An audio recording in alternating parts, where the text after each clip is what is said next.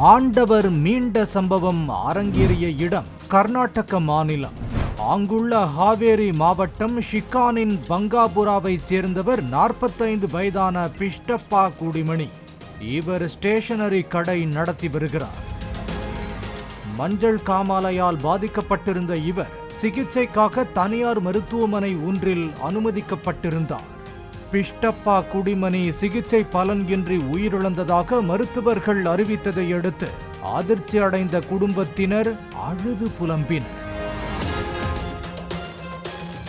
இத்தகவல் உறவினர்களுக்கும் கிராமத்தினருக்கும் தெரிவிக்கப்பட்டது.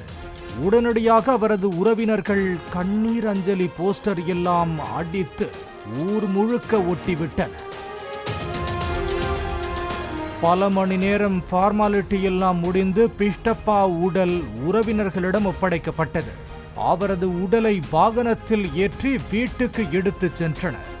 வாகனத்தில் மனைவி, 2 மகன்கள் அருகில் அமர்ந்திருந்தனர். அப்போது அவரின் இளைய மகன், அப்பா அங்கு பாருங்கள், நீங்கள் விரும்பி சாப்பிடும் தாபா ஹோட்டல் வந்துவிட்டது, எழுந்திருங்கள் அப்பா என்று அழுதபடி கூறியுள்ளார்.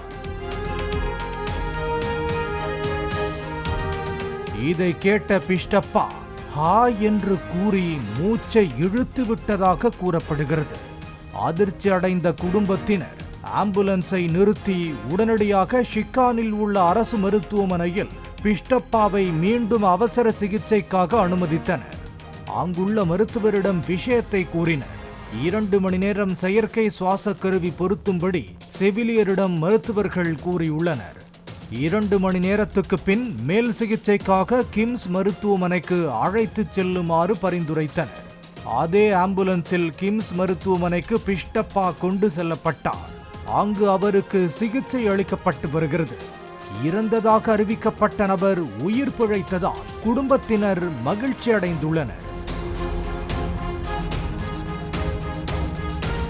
இதற்கிடையில் பிஷ்டப்பா பிழைத்துக் கொண்ட தகவல் அறிந்ததும் உறவினர்கள் தாங்கள் ஒட்டிய கண்ணீர் அஞ்சலி போஸ்டர்களை ஆள் வைத்து கிழித்து அகற்றி வருகின்றனர்.